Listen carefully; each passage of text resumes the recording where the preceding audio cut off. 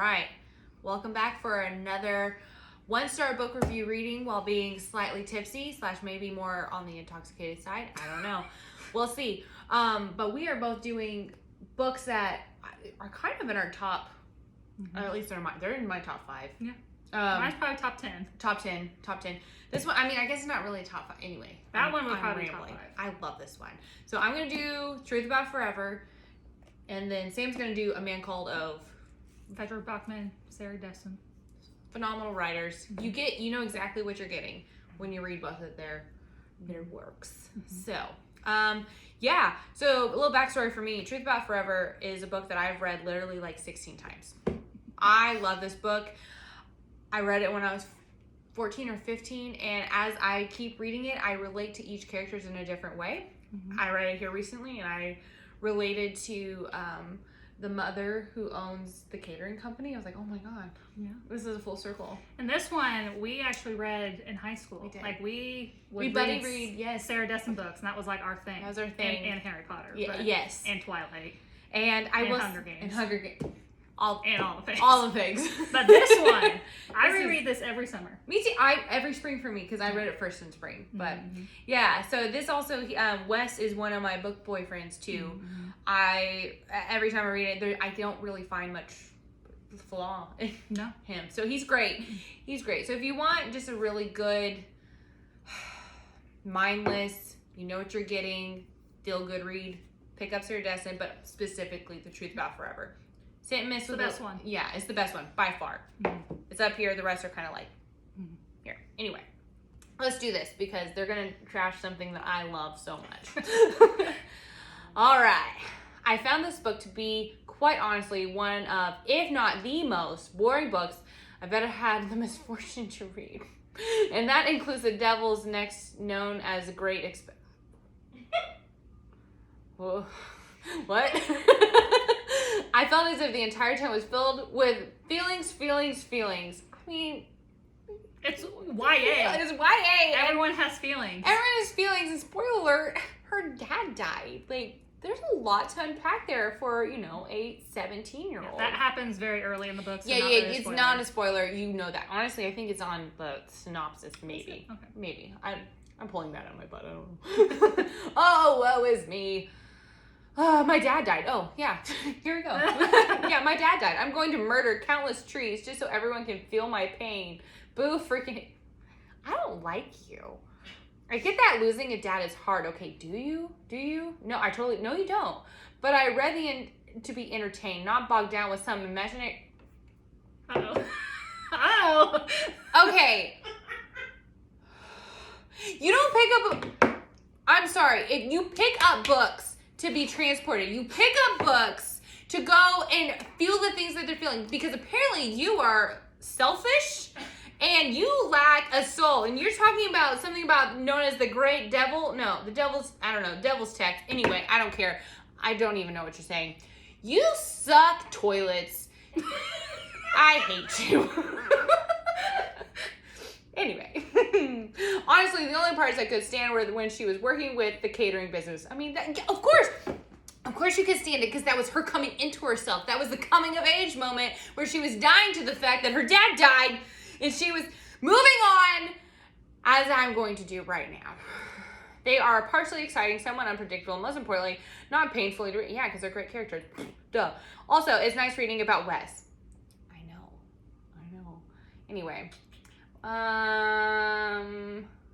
If you read this book now, I don't think I would have the willpower to finish it. Okay, but you did though. Somehow though, I stuck through it, keeping in mind that maybe, just maybe, there would be an interesting part. What do you want? What do you want out of life? Move on. Anyway, yeah. Boo. Oh. This 1 star. Ugh. Worth it. That was good. Next 1 star. Is this supposed to be literature? Because it's worse than smelly, stinky garbage. With question marks at the end. With question marks. So are you not sure that you had that thought? Or have you never smelled smelly, stinky garbage, and so you're therefore a little confused? And it has dots and then question marks.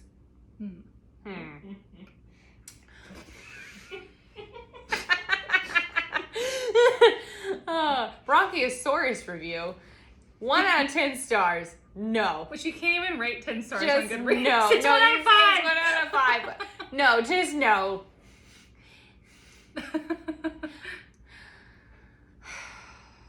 Why do they hate my Dessen like that?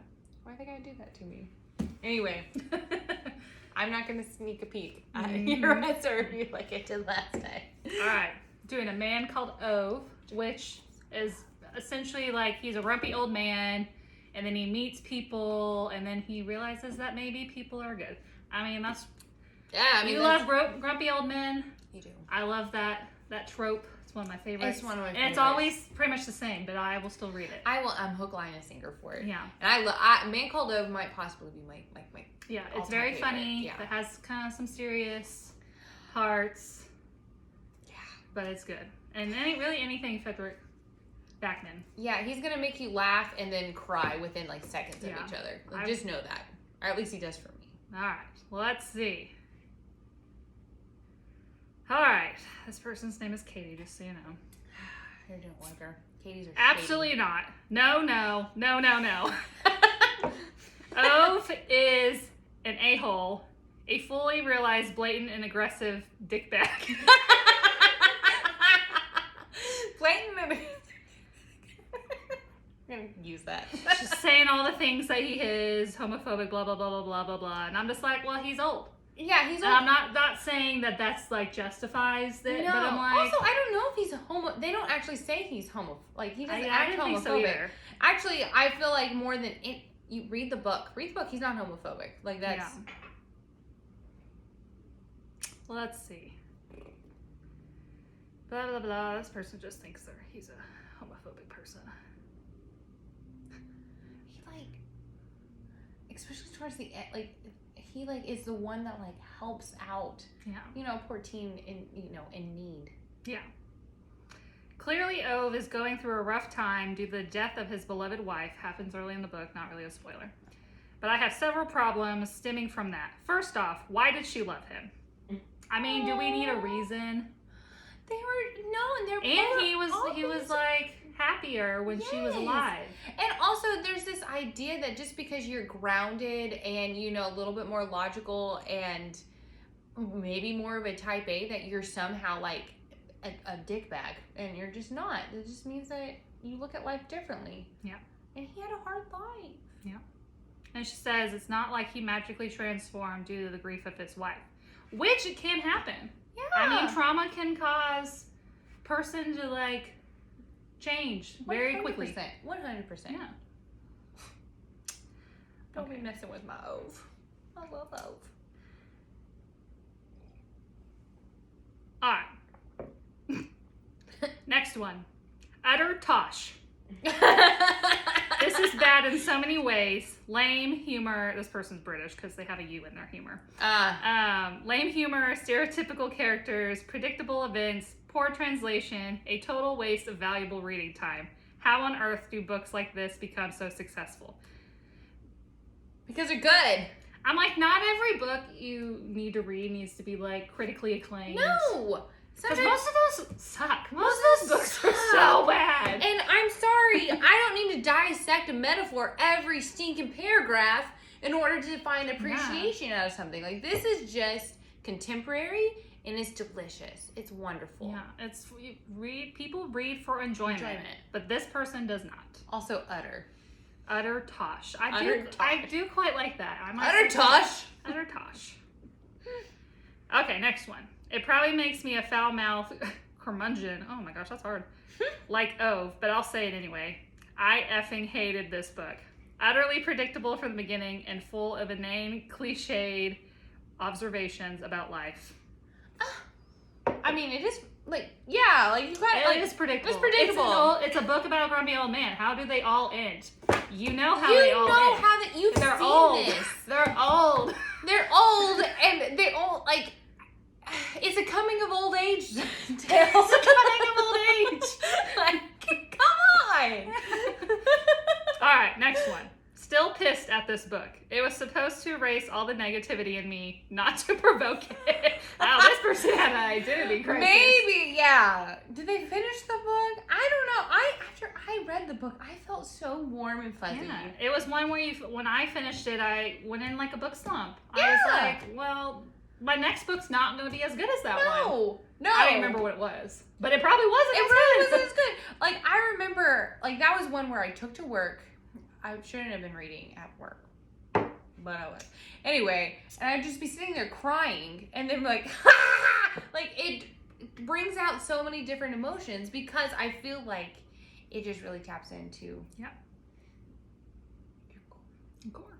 But again, if you don't have a heart, maybe you shouldn't read books about grumpy old men because they're feelers and you know what happens at the end. You know what happens at the end. I mean, I haven't read a grumpy old man book where that does not happen at the end. No. And that you should know what that is.